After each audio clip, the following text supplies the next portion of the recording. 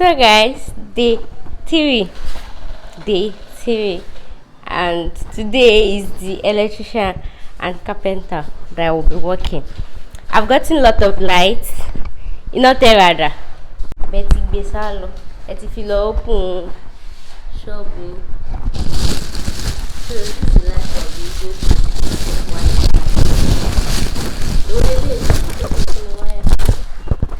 how many watts? 2 watts. Hey, why did you?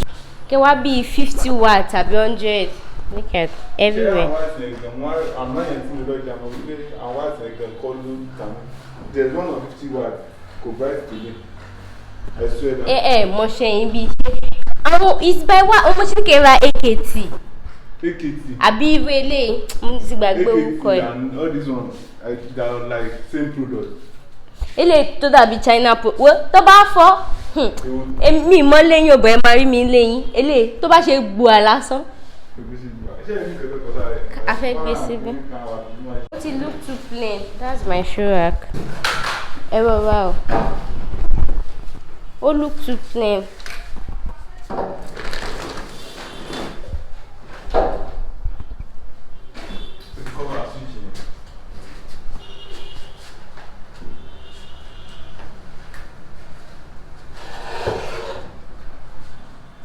Chile is strong goodbye. I'm a fee, can you see less? Bata. No, I'm a can give my lesson. Bata nínú kíní. I'm a can feed this. Tó dàbí nǹkan tó máa tó ṣubú ẹ̀. Ṣá lè sùn mẹ́yìn díẹ̀.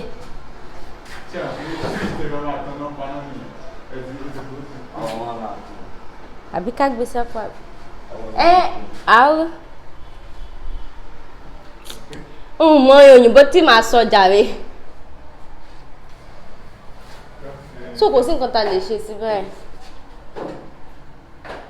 Think of something now. Tá fi fẹ́ wípé fídíò.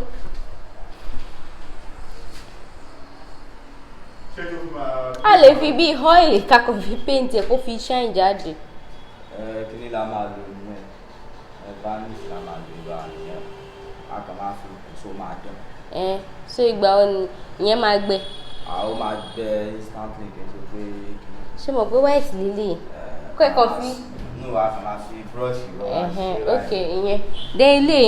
Ṣé ẹ lè rí carpet yẹn rà? Ṣé ní fóònù tẹlẹ snap rẹ̀?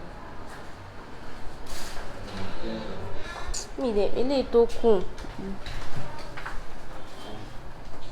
Ẹ̀yin náà lè gẹ́ tẹ̀lé àlè. Bí a kì í pè nìyẹn kó describe ibẹ̀ fún yín. Àbí?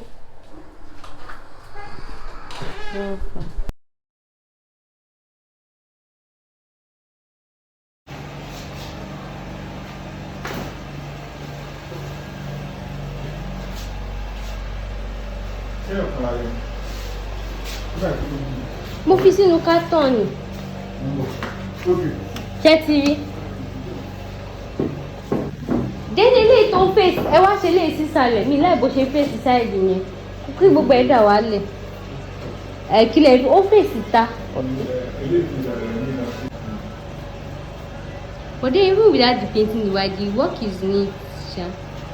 Is neat small náà ni. Dédé ọba ti tọ́jú bẹ́ẹ̀. You're not welcome. Iná ilé ọ̀tàn ọ̀tárìn ṣé ilẹ̀ pa?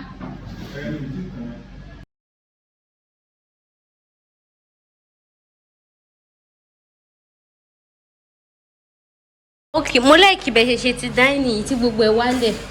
That means we are concentrate sí video. Bẹ́ẹ̀lẹ̀ tẹ́lẹ̀ wá báyìí.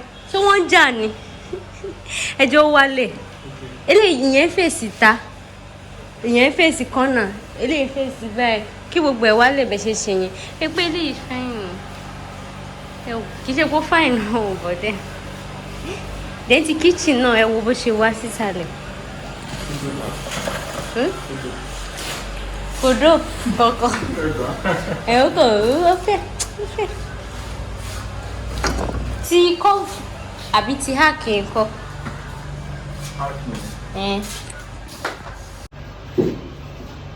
Let it escape, but she escaped from the wall. This one is just pointing down like torchlight.